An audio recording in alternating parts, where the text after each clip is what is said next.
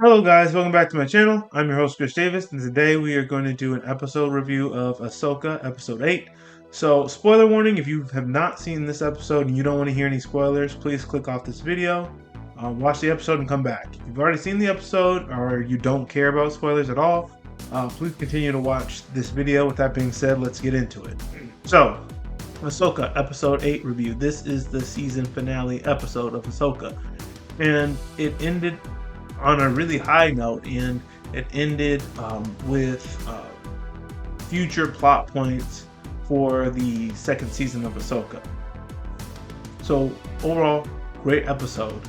And in this review, I really want to talk about the big things that stood out to me. I just don't want to go over the episode. I just really want to talk about the parts that I found very interesting. So one of those parts that I found very interesting was Thrawn's mentality, or where his mind was at when he was taking off of Peridea to go back to the New Republic. Before he takes off, he really doesn't want to leave anything to chance. And when he's thinking this way, when he's acting this way, can't help but think, isn't he being paranoid? I mean, what can Ahsoka, Sabine, and Ezra do? I mean, what honestly can they do? You had them waste time in the last episode. Why don't you just take off and go? But Thrawn had a very right to be concerned because even though he dispatched 2 TIE fighters to try to eliminate Ahsoka and her team, and they took down the ship, they still weren't giving up Ahsoka and her team. They were riding the fauna on Peridea straight to Thrawn's headquarters. And Thrawn, with his Star Destroyer, was bombarding them, trying to stop them from getting into his headquarters. But while riding the fauna and while dodging a bombardment from a Star Destroyer, Ezra, Sabine, and Ahsoka were able to use the Force. And even though they had so many distractions around them, death from above, they were able to hold that door so they can get into Thrawn's fortress. Now, you see that even though Thrawn had disabled their shuttle, couldn't use their shuttle, they were still able to ride local fauna from Peridea, dodge a bombardment of blaster fire from a Star Destroyer, use the Force to keep the door open and get into his headquarters. After you see that, you see, okay, Thrawn, you're right. You weren't just being paranoid. We have to do whatever it takes to not only kill them. If we can't kill them, then we gotta slow them down in order for us to take off. So when Ahsoka and Sabine and Ezra, they're in the castle, the stormtroopers are dispatched, and they cut them down pretty easily. But then the Night Sisters use their magic and bring them back as zombies, and they're still getting through. And Thrawn's like, you know what, at this point, we're gonna make it on the ship before we even take off. So Morgan Elsbeth stalled them. So Morgan Elsbeth, she went through some kind of indoctrination ritual, where she became part of the Night Sister Coven, actually, and her face became white with black markings on her face, and she has this magical sword now. And so then we go see Morgan Elsbeth go deal with Ahsoka. So the fight between Morgan Elsbeth and Ahsoka was really good, very challenging. Morgan destroyed one of Ahsoka's lightsabers, and Morgan Elsbeth was about to win with the stormtroopers at her side, but then Sabine helped her out, and they were able to turn the battle around. So Ezra, he was able to sneak on Thrawn's ship, and when Thrawn is going to take off, Ahsoka and Sabine, they get on their ship because Hu Yang, he repaired it, which is amazing. But anyway, as they head towards Thrawn's ship. And what I'm telling you, Thrawn is not taking any chances. Before his ship takes off, he just starts bombarding his old headquarters to make sure they don't get out. But again, Hu Yang shows up with a ship repaired, gets them out, and they're chasing after Thrawn in space. But Thrawn, he says, "Hey Ahsoka, I commend you. You are a worthy adversary." But then he jumps into hyperspace with Ezra on his ship, and then he's going back to the New Republic to reestablish the Empire. So Thrawn didn't want to take any chances for like a couple of reasons. One, he knows how the Jedi have turned the battle around, even when all hope seemed lost. He looked at Ahsoka's record and he saw that she was the apprentice to Anakin Skywalker and Darth Vader.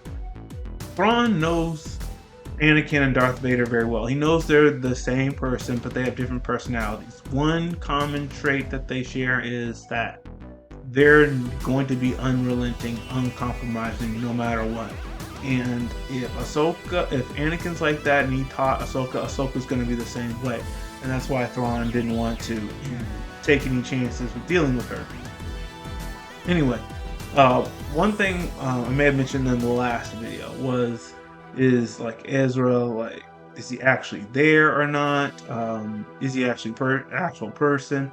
I heard a few theories about it, and we were talking about why in the last video Ezra didn't want to use his lightsaber. Maybe he accepts the Force as his only weapon. Maybe he's lived without a lightsaber, so he didn't need one. Some people were saying that he's not actually there, but he was created by the Night Sisters. Well, he's actually there. He makes a lightsaber, a blue one, and so he's actually holding a lightsaber and he's actually there.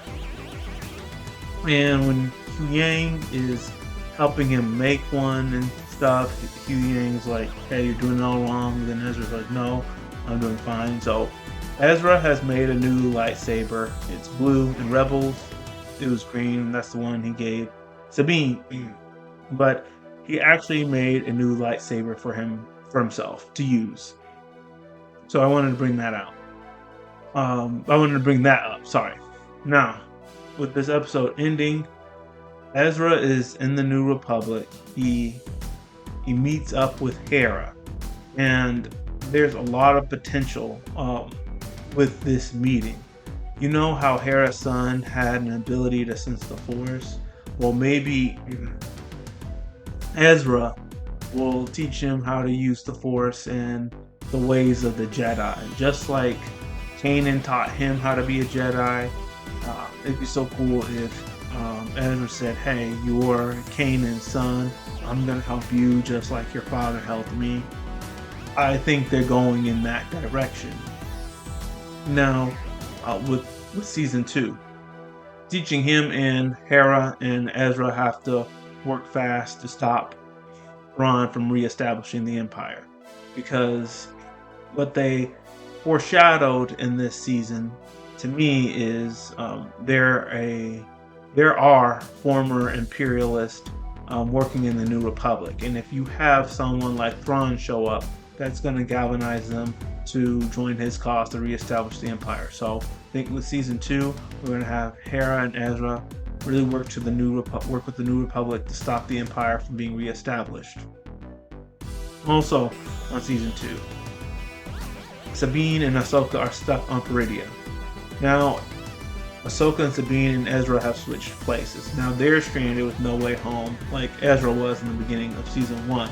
But I believe what Ahsoka said in this episode, where it was, "Hey, we're where we're supposed to be." All right. When you look at Shin and her joining those local mercenaries on Peridea, and then you see Balin on top of the Mortis gods on Peridea, specifically the father. The father is pointing somewhere off the horizon, something shining. And Balin, he sensed something on Peridia, some great power. So I believe with season 2, well, Ahsoka and Sabine are trying to get back home. They're also going to be trying to stop Balin and Shin, specifically Balin. So I think that's the direction they're going for in Ahsoka season 2. Ahsoka and Sabine are going to want to go back to the Renewed Republic to stop Thrawn from reestablishing the Empire, but like the Force or something, the will, the power that be, is going to say, no, you're where you're supposed to be. You need to stop Balin from getting this ultimate power from the Mortis gods.